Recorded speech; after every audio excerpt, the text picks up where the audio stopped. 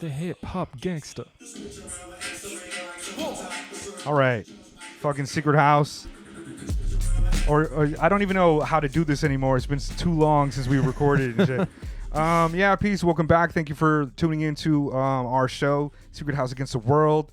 You'll see our names here somewhere as we record this. But yeah, we're back again, and hopefully we'll continue recording more frequently. I think I'm coming out of my little depressive slump that I've been going through for the last 6 months. So we're going to start having a content for you every month, as well as some Mega Late Show things with people around Tokyo that I'll be doing with Jet in the near future. But today we're here rocking to discuss the new Jpegmafia album, which is just called LP. Which I don't know, like, I think the thing I dislike the most about the album is maybe the album title. I know he was doing EP and right, EP in EP and too. his LP, but I don't know, like like Communist Slow Jams is a fucking hard name. Veteran Black is Ben dope. Carson. Right, All My Heroes Are Cornballs. And I think that says a lot because there's nothing wrong with the name, but I'm just like, it's the weakest thing about the album maybe. But I think that is kind of an intentional statement of intent, in that he's intentional statement of intent. This is a accumulation of sorts, right? This is kind of the album. And it is the end product of the last few years of what he's been doing musically. And I do think, spoilers, I love it. It is, this kind of definitive Jpegmafia album in that sense. I almost feel like this is like the magnum opus. Like, this is the culmination of a lot of different styles he's been working on, and this is kind of just like punctuating that in a way that his other music, it's been super dope the whole time, but this kind of feels like a statement, like, here it is, here's the album, more than Veteran or All My Heroes Are Cornballs. But before we get into the specifics about the album, I just want to go ahead and say, like, I'm a fan of Jpegmafia. I've been listening since before Veteran dropped. Probably several months before Veteran dropped is when I got into him, so not too long. Veteran must have come out in, like, 2018, 19 maybe. And what, it was 2 years ago that Cornballs dropped. Yeah. And I like Veteran more than Cornballs, and it's good, but I gotta say that I don't know much about the guy. I really don't know much about him. I don't know where he's from. I imagine he was from like the DMV area, like he's Virginia from Baltimore. or something. Yeah. Baltimore. Okay, yeah. I actually did know that, but it just didn't click for me. Right. But yeah, I'm not too familiar with him. I know that you've liked his music a lot in the past. Are you a fan of? I would definitely say I'm a big fan. In fact, I would even go so far as to say that he is currently my favorite rapper. I get it. I'm a relatively recent fan though.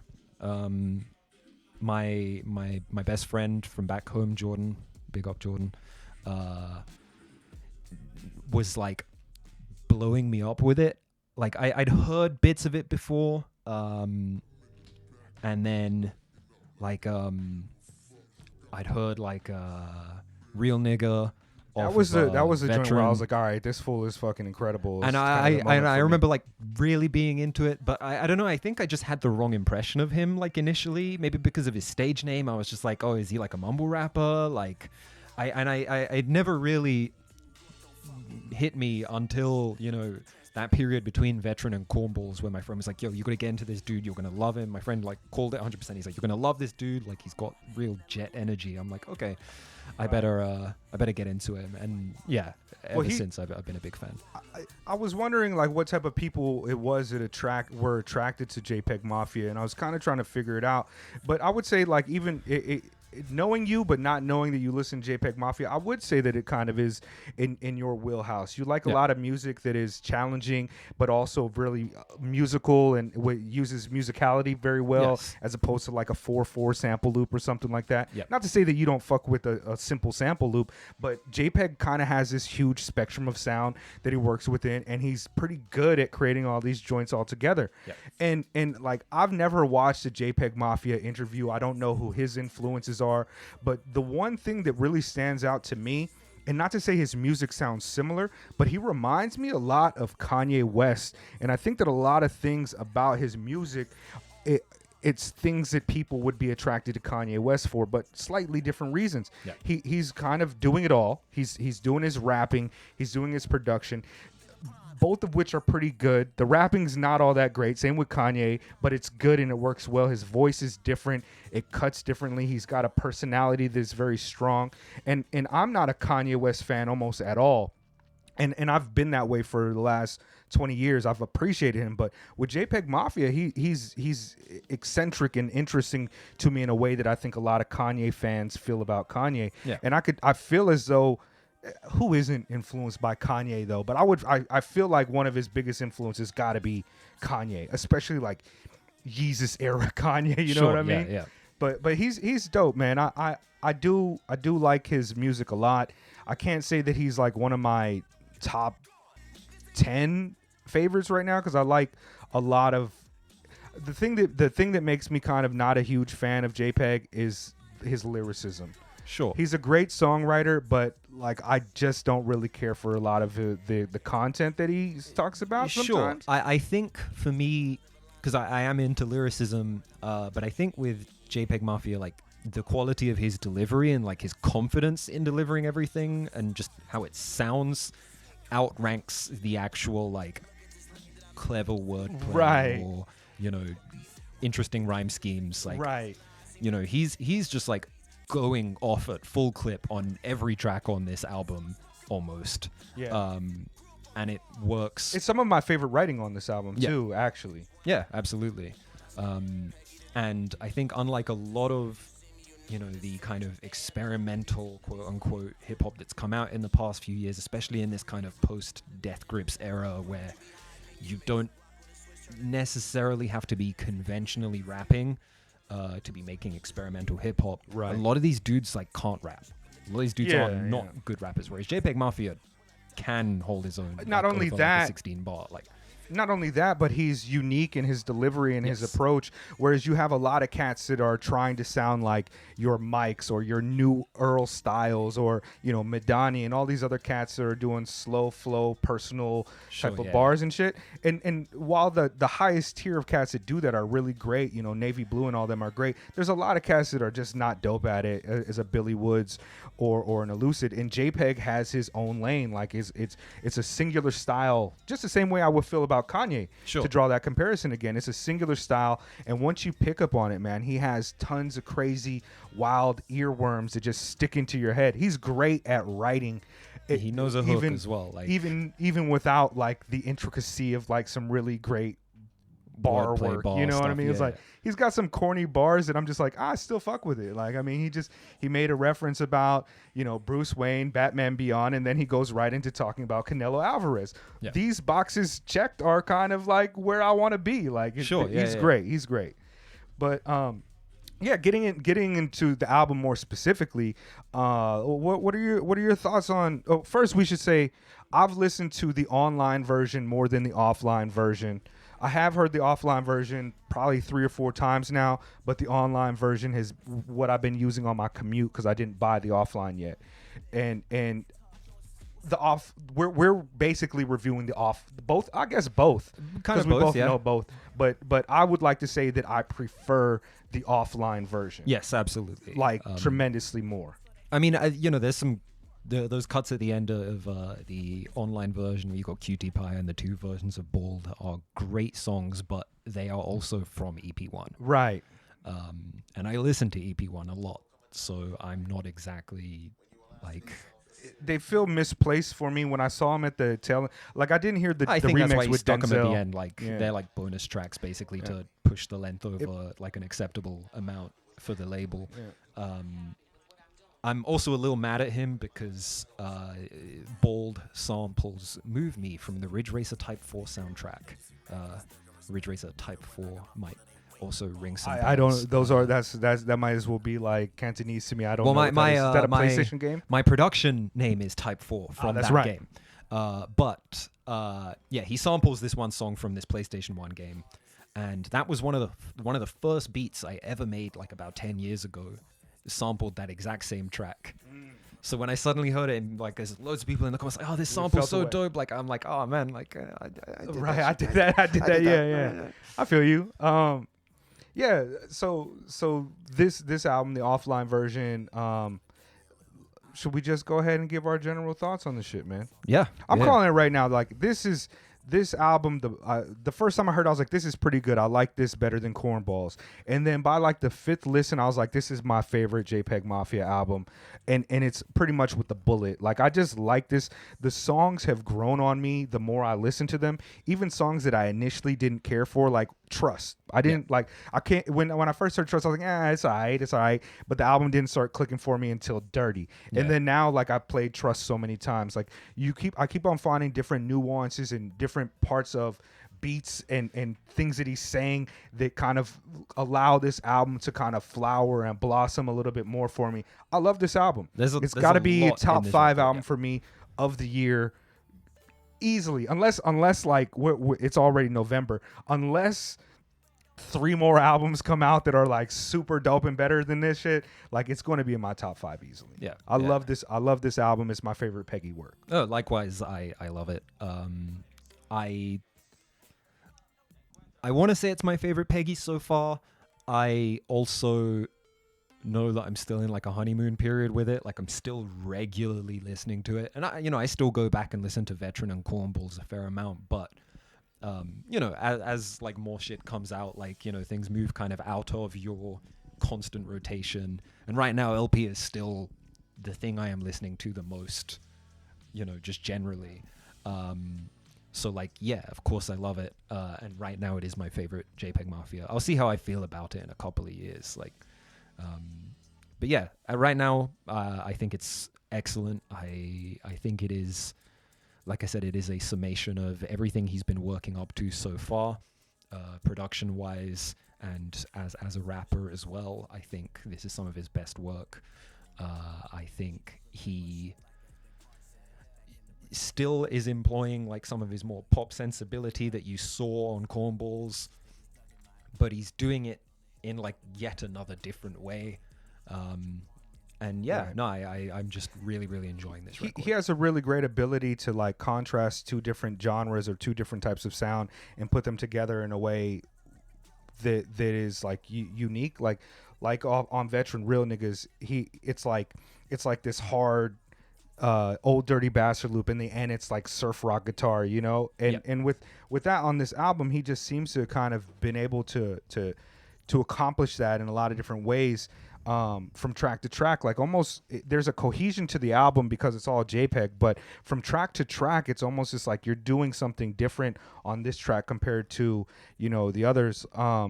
Like OG, it's this vocal sample from, I'm not even sure. Just Ice. Okay, that's Just Ice. Oh, Original Gangster. Okay, yeah. Of course, that makes sense. I didn't research a lot of the samples on this or catch too many familiar ones, but like that contrasted with Thoughts Prayer or even Damn that comes in. It's just like an instrumental and then it turns into the beat.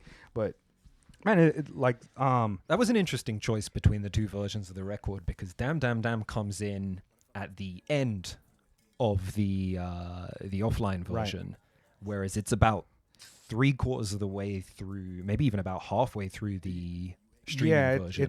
It's track 10 of 15 on the online version, but it fits better at the end. Yeah. It fits much better at the end. That's one of the things, though. I do say a difference between the online and the offline. The online version, despite some of the track order issues that I have, it's nice and concise. Yes, it's a quick listen. It flows very well for the most part up until it gets to bald, and I just don't really care anymore. But those first 13 tracks or whatever they work great together. Yeah. Yeah, man. The additions, though, I don't have the notes on all the additional tracks. I know, let's see, we Hazard Duty Pay is one of my favorites on the, maybe my favorite track on the album, and that's the offline. It's probably between Hazard Duty Pay, for me, Hazard Duty Pay, Sick, Nervous, and Broke, and maybe OG or What Kind of Rapping Is This are some of my favorites. Yeah, those are all definitely up there for me. That, and I guess Are You Happy? Are You Happy is great too. He's got like that's another one of those things. It's really strange. It's got like this southern sample, like a Tennessee dirty South slap vocal sample sensibility to it, but it's also got this female vocal sample. Yeah. Who is that? It sounds super familiar for me. Not sure. I've heard Blockhead use it before on like fucking Music for Earthworms or Appleseed. Sure, yeah. Aesop Rock albums, the old EPs from the early 2000s, or 99. But yeah, like that kind of amalgam of sounds is just fucking crazy. I did learn that on that little interlude at the end of Sick/Tired, Nervous and Broke. Okay. Where he's like playing the piano and singing with like a female vocalist. Apparently that's Kimbra, like the New Zealand singer that is singing on Somebody I Used to Know by Gautier, which was like a huge hit a few years ago. Right, like 2012 and shit. Yeah. Right. Like really? Apparently that's her. Okay, so he's just kicking it with. Okay, I mean that's dope. Yeah, that's real. I mean that. Yeah, it sounds great. I mean, I could easily see like a lot of my favorite musicians being Jpegmafia fans. Yeah, like people who are not hip hop fans or like would not be seen as in that realm of hip hop music, who would really resonate with this record. Indeed. This it's like one of those high art type of things where it's not like high art, but people who care about art and are interested in challenging music and production are going to gravitate to this. There's a reason that like Flea from Red Hot Chili Peppers loves Dilla. It's because there's a genius there and there's a sensibility, and JPEG hits that same button. That's why I feel this like this is the last time I'll make a comparison between Kanye, but when people talk about Kanye being a genius, it's for the type of things that JPEG consistently pulls off and people want Kanye to pull off. Sure, yeah. And it's strange, like even that even the joint, Are You Happy? It ends with this kind of like child woodblock fucking xylophone thing, and it's such a weird contrast, but it works perfectly in the context of JPEG's just sound and aesthetic. It is a very like intricate balancing act he's pulling throughout this whole record, because he throws a lot onto this record. There's a lot of stuff going on every single track. There's a lot of samples, a lot of synthesizers. They're very glitchy, and it all could fall apart very easily in some less adept hands than Peggy. It sounds like on Nice. It sounds like, is that a Japanese koto in the fucking track? Like I'm not sure. I'm really bad at identifying several instruments, but when I was listening to it, I was like, is that a koto? Like, what the fuck? Who just decides like that's the thing to do? Like Aaron Cholai decides to do that type of shit, right? But fucking it's crazy, man. It's so crazy, and I do feel as though like we're talking a lot about the production choices here, but his songwriting is really incredible on this. Yeah, absolutely.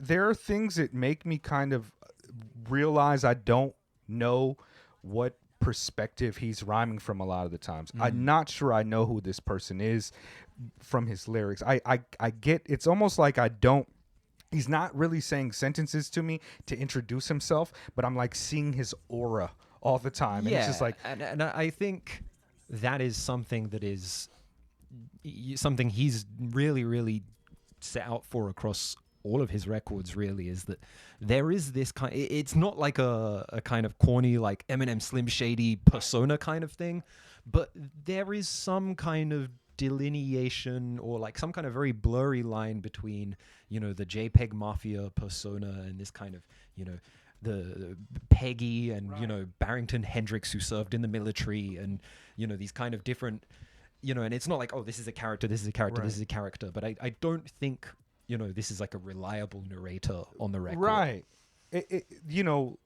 There's lines in here, like the first track, Trust. I should pull up the lyrics, but the way he's rhyming, I was like, is this supposed to be from the perspective of like some right wing, MAGA type of hat person? Because because the hints that he drops on it was so strange to me that it started with that. Are you pulling up the lyrics? Yeah. So pull him up. yeah, so it starts with that, and I'm just like, what is going on here? Like, who is this? And I don't care who he's fucking or anything like that. But there's another joint like on. Well, let me see. Did I make a note about this? On Sick, Nervous, and Broke, I think the line is, "I was giving dick to all of my sergeants." Yes. What does that mean? Like, is it like I don't know. Is he I mean, gay? I like, think I don't he's- understand any like I who he is think- as a person. That he has always kind of played with his own sexuality throughout all of his releases. You know, you got that cover of Cornballs where he's like sat like in a room dressed in like silks with like his chest bared, and he's got this kind of feminine persona thing going on. You know, he talks on Panic Room on EP2, I think. You know, he talks about like doing Kegels and keeping his Yeah. pussy tight, and Yeah, that's where I think he's just always, you know, I don't know or particularly care whether like he's straight or he's gay, Right. or, you know, if he considers himself to be cis or non-binary or anything like that. But I do think there is this very ethereal kind of persona that he puts on that is very playful with the idea of this, you know, kind of manufactured Jpegmafia identity. Yeah, Because he does go from like hyper masculine, like, you know, I'll fuck you up, I'm ex-military, like I have a lot Yeah. of guns, I can fucking kill you, to being very like tender and you know, feminine in his portrayal. it's an interesting line that he's walking in, and late career Tyler is kind of the same way. But he's a little bit more mysterious for me, and it's not that I need to know these things, but I just kind of, when I listen to him, I'm not exactly sure who this person is, and I don't think I made a conscious decision to not listen to any interviews, but I have no idea who he is from his music. It's kind of this really strange amalgam of character that I just don't really know how to force. Like is he a leftist? I would like to know, because I rock with all of my leftist artists and shit. I mean, but on know? Veteran, he describes himself as a left-wing Hades and talks about shooting white nationalists, Yeah. beating up Morrissey, like. You so- know, he's got an album called Communist Slow Jam, so that's kind of one I of the just first killed a things that- cop and now I'm horny. Yeah. So I kind of don't know, but like I pulled up the lyrics on Trust as well, but it starts off, "I'm looking good today. I brought a new suit, about to go to work, and praise God. What else? I feel like," you know what I mean? Like, what Yeah, is yeah. he like? What perspective is this coming from? And how does it tie into the track? And it's one of the more difficult things that I have about listening to his music. I can't really put together what a lot of the tracks are about. It doesn't stop me from enjoying them, and it's not something that I actively have to always do. I mean, A$AP Rock is one of my favorite MCs, and it's hard to pull a lot of like certainty about what he's saying about any of the shit he talks about, but I usually catch a motif, and I feel the same way about JPEG. And some of the lyrics is just weird to me. I mean, I like concept albums, but especially in hip hop, I'm not crazy about, you know, oh, it's about this guy, he does this and he goes to this place and it follows this one specific narrative. I do like how, you know, having not like sat down and studied the lyrics in depth or like browsed the subreddits to like find out what's going on with his beef with Elucid or whatever. Right. Like, instead you just have this character that, you know, is a pretty complex figure and has like a lot of contradictions to him. And I think ultimately, you know, Jpegmafia probably considers himself to be kind of an outsider. He is a very unique kind of figure, and yeah, I relate to that, because I think people are like a little more complex than just like, you know, oh, this guy's a gangster rapper, Right. or like this guy's an alternative, you know, Right. experimental rapper, or like, you know, that kind of early Tyler the Creator, like, oh, Wolf Haley, Ace the Creator, Tron Cat, like multiple personas, and oh, this guy is talking right now. Now this guy is saying this from this perspective. Whereas, you know, it is all him. Yeah. It's really compelling, and it provides like a different level of kind of unpackaging when you listen to the lyrics, like exactly what perspective is this coming from, and is this supposed to be like two people at one time, and it makes for some really dope listening. He also has, like, one thing I noticed in his lyrics is that he has a really great ability to kind of make these callbacks to a lot of like 90s pop culture. Yeah. And like, you know, who compares himself to like Sarah McLachlan? You know what I mean? Like Fat Joe, Big Pun, they twins. It's like, okay, I like a lot for his video audience. game references in there as well. Like, Well, I mentioned earlier the Bruce Wayne to Beyond McGinnis, Line Batman to Beyond, and like, then he yeah. goes in like he's really interesting in that regard. There is a few tracks. I guess we'll wrap this up because we've been going for like 30 minutes maybe. But there are a few things about the album that stick out to me and make me not enjoy. There's some songs that I just don't enjoy. Sure. And the one, speaking of the 90s, is Thought's Prayer. I just don't give a shit Britney about Spears. that. He does kind of recontextualize it in a way that's kind of interesting and makes it haunting. Yeah. Whereas like, and he does like this kind of pop line that he can straddle is really interesting.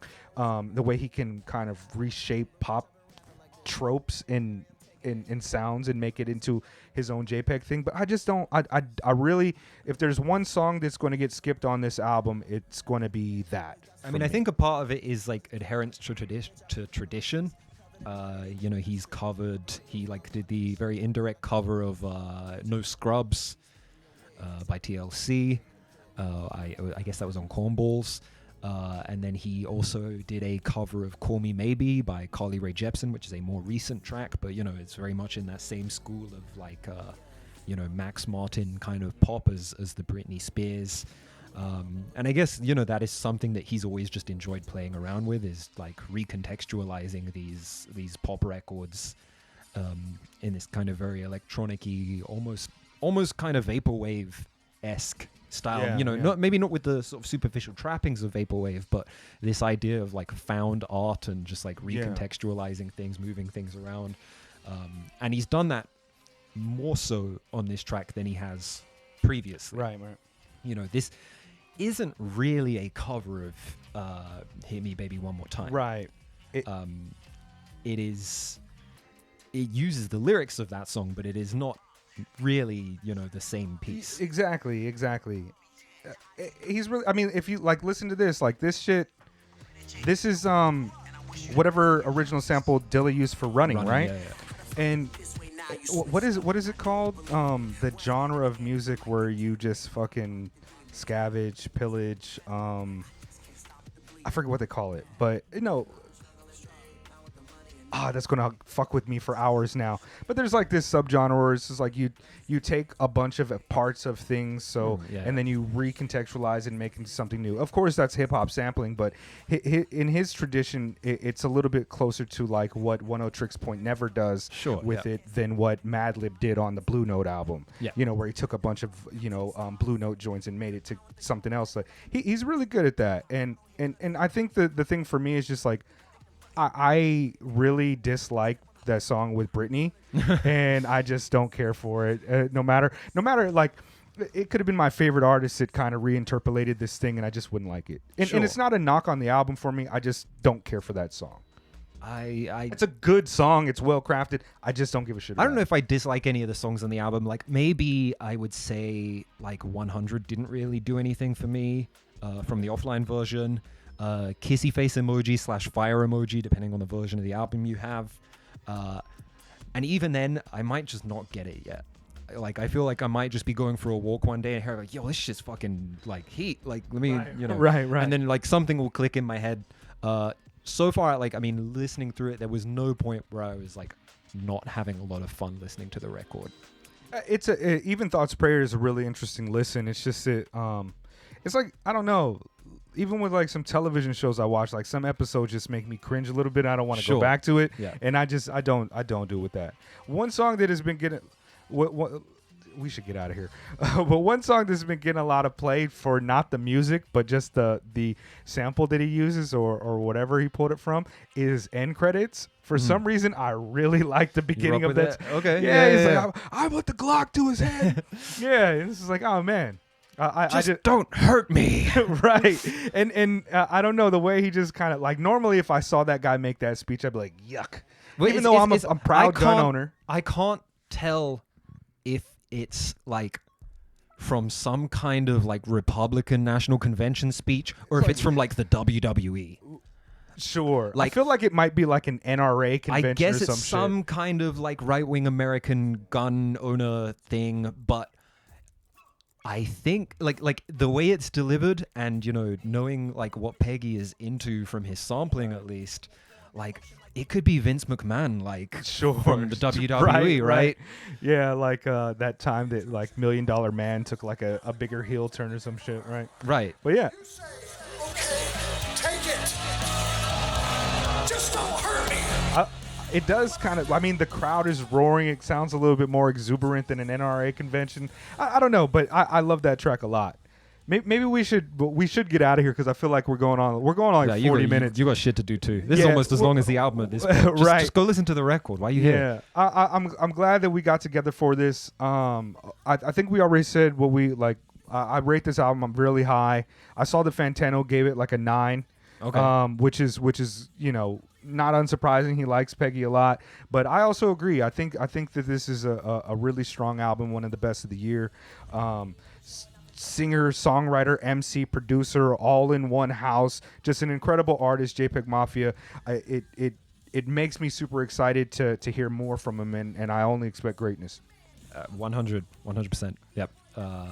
Again, I don't want to give it a number rating, but loved it. If you need a number, like a 9. I'll give it like a good 9, maybe even a 10. A 10 is, a 10 is an abstract thing, right? Like, do I think it is a perfect album? No, but what does that mean? Did I absolutely love it? Do I find any real faults with it? No, not really. I adored it.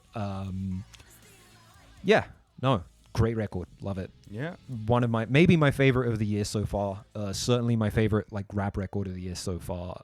Sorry, Injury Reserve. We were supposed to record that too, but that fell apart because of rainy day and laziness on my behalf. But yeah, we'll be back more often. I think we're going to review Swindle. We'll review the new We're Swindle. going to review the new Swindle. And I'm going to try to get the guys in here to review the new Aesop Rock Blockhead album just to hear their thoughts on it. But yeah, peace. Secret House. Secret House. Fuck the alt-right.